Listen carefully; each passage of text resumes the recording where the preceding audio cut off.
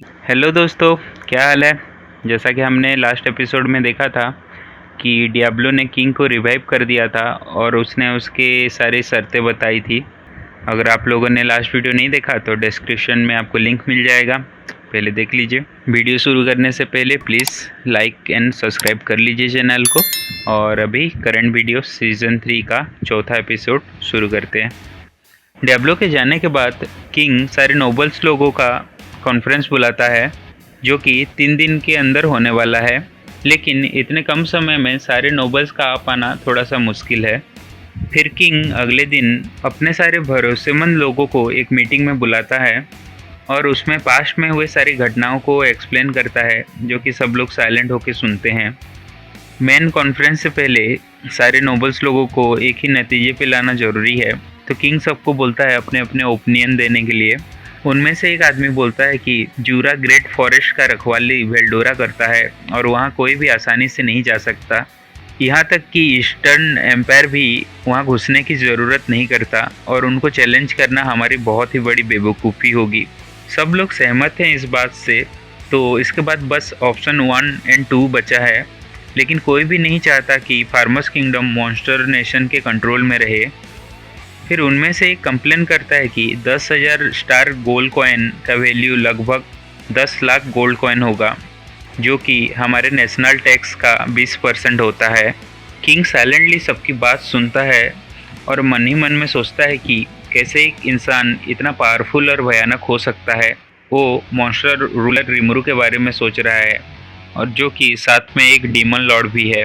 पुरानी मेमोरीज को याद करके किंग थोड़ा डर जाता है, क्योंकि उसको याद आता है कि पास्ट में उसका शरीर कैसे टुकड़ों टुकड़ों में कटा पिटा था और किसी हाल में भी खुद के साथ ये दोबारा से वो नहीं होने दे सकता। और इसी वजह से ही वो मिनिस्टर लोगों को कन्विंस करना चाहता है। वो एक्सेप्ट करता है कि रियल में अभी एक डीमन लॉर्ड का जन्म हो चुका है और वेल्डोरा भी रिवाइव हो चुका है, क्योंकि वो अपने चाहत और गुरूर में अंधा हो गया था, वरना ये सब वो पीसफुली भी कर सकता था। वो डियाब्लो के दिए हुए सारे कंडीशंस को एनालाइज करता है। कोई भी कंडीशन चुनने से डियाब्लो का गोल पूरा होके ही रहेगा। इसलिए किंग अपने आप में सोचता है कि कौन सा कंडीशन सबसे कम डैमेज करेगा, जिसमें से कि ऑप्शन 3 बिल्कुल भी सही चॉइस नहीं है, क्योंकि इसमें सारे लोगों का मौत हो जाएगा। ऑप्शन 2 थोड़ा अच्छा है, क्योंकि इसमें फार्मर्स और उसके लोगों का थोड़ा डेवलपमेंट हो सकता है, क्योंकि उसने देखा था टेम्पेस्ट किंगडम कितना खुशहाल देश है और वहाँ पे बाहर के आए हुए एडवेंचर्स भी मॉन्स्टर लोगों के साथ बहुत एंजॉय कर रहे थे। लेकिन फिर भी वो डिसाइड करता है कि ऑप्शन 2 सही नहीं रहेगा, क्योंकि सारे नोबल्स लोगों को कंट्रोल कर पाना बहुत ही मुश्किल है और इस ऑप्शन से सिविल वार और दंगे हो सकते हैं। तो इनमें से ऑप्शन 1 ही सबसे ज़्यादा सही लग रहा है, जिसमें कि किंग को अपनी गद्दी छोड़नी पड़ेगी और जो नया किंग बनेगा उसको टेम्पेस्ट के साथ सुलह करना पड़ेगा। डियाब्लो ने किंग के साथ पहले ही डिस्कस किया है कि कैसे योयुम को नया किंग बनाना है और एक नया किंगडम खड़ा करना है। किंग के 3 बच्चे हैं, जिनमें से कि 2 बड़ी बेटियां हैं और एक छोटा बेटा है। बेटियों की शादी दूसरे नेशंस में हो चुकी है और जो छोटा बेटा है वो किंग बन सकता है, लेकिन प्रॉब्लम है वो बस 10 साल का है और अभी तक मैच्योर नहीं हुआ है। किंग को पता है कि उसके गद्दी के ऊपर उसके छोटे भाई ड्यूक एडवर्ड का नज़र है, जो कि ऑप्टिमेट्स ग्रुप के साथ बिलोंग करता है। किंग को पता है कि डियाब्लो का प्लान है रॉयलिस्ट और ऑप्टिमेट्स के बीच राज सिंहासन को लेकर झगड़ा करवाना। वो सबको बोलता है कि शांत हो जाओ, मैंने सुना है कि उनके किंगडम का नाम जूरा फॉरेस्ट फेडरेशन है। वहाँ रहने वाला हर कोई रिमरू को फॉलो करता है और मैं सोच रहा हूँ कि हम भी उनके साथ शामिल हो सकते हैं। फिर एक मंत्री पूछता है कि क्या आप बोल रहे हैं कि हम दूसरे नेशन के कंट्रोल में रहेंगे।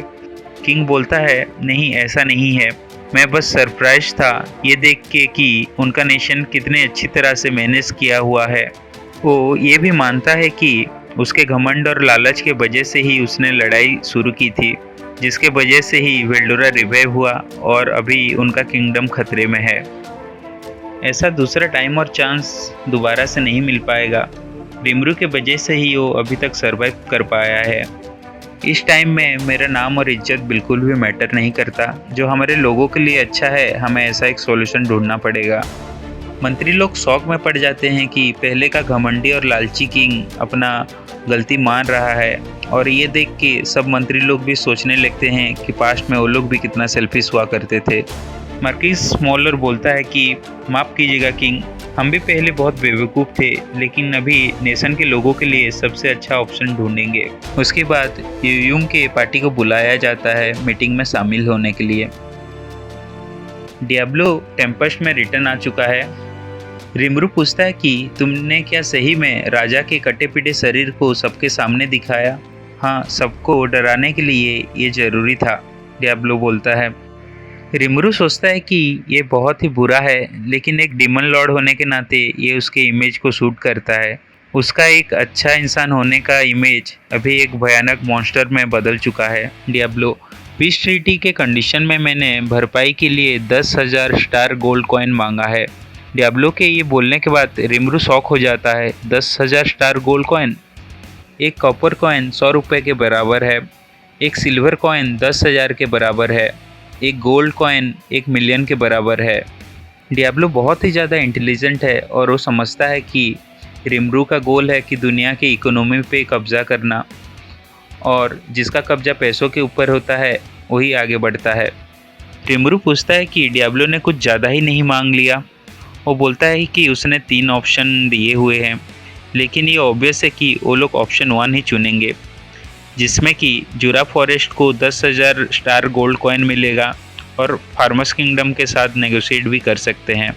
इतना बिलियन पैसा सोच के परे है, लेकिन डियाब्लो के हिसाब से ये काफ़ी नहीं है और उसको फार्मर्स किंगडम में सिविल वॉर भी स्टार्ट करवाना है।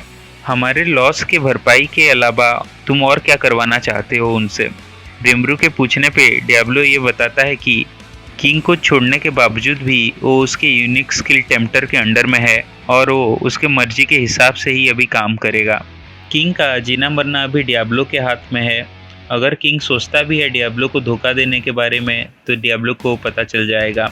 आखिर में हर कोई किंग को ही ब्लेम करेगा। इसके वजह से सारे रॉयल नाइट्स मर चुके हैं, जिसके वजह से किंग के पास ज़्यादा सोल्जर्स नहीं बचे हैं। इसी चांस को लेके ऑप्टिमेट्स किंग को सेक्रीफाइस करेंगे और इसी बीच ही यूयूम के पार्टी का एंट्री होगा। जैसा कि डियाब्लो चाहता है यूयूम को किंग बनाने के लिए, लेकिन किंग सडनली ये डिसीजन नहीं ले सकता और यूयूम को धीरे धीरे से इसके लिए प्रिपेयर करना पड़ेगा। इस हिसाब से यूयूम को सपोर्ट करने के लिए हमें सोल्जर्स भेजने पड़ सकते हैं। रिमरू पूछता है डियाब्लो से। डियाब्लो सही में एक जीनियस है जिसका परफेक्शन 80% है प्लानिंग और 20% वर्किंग है। ये सब डियाब्लो शेयर करता है रिमरू के साथ चाय पीते हुए। हरुना उनको पुडिंग सर्व करती है चाय पीते टाइम। झट से बेल्डोरा, जो कि कॉमिक्स पढ़ रहा था, आके पूछता है कि क्या मेरे लिए भी पुडिंग है। तो डियाब्लो अपना पुडिंग बेल्डोरा को दे के बोलता है, ये मेरे तरफ से, जैसे कि मैंने वादा किया था। रिमरू पूछता है, क्या तुमने वाल्प्रोगस बैंक्वेट के टाइम में ये फार्मर्स वाला काम ख़त्म कर लिया? डियाब्लो बताता है कि राजा और मंत्रियों को धमकी भरे कंडीशंस देने के बाद वो दूसरी जगह पे गया था फार्मर्स किंगडम का फाइनेंशियल कंडीशन चेक करने के लिए। तभी बेल्डोरा ने उसे कांटेक्ट किया और वापस बुला लिया। उसने बेल्डोरा का सीक्रेट बता दिया और इसके बाद ही बेल्डोरा नर्वसली उठ के बोलता है कि मुझे एक बहुत ज़रूरी काम याद आ गया। रिमरू बेल्डोरा का कंधा पकड़ लेता है। अरे अरे, इतनी हड़बड़ी में कहाँ बेल्डोरा कुन?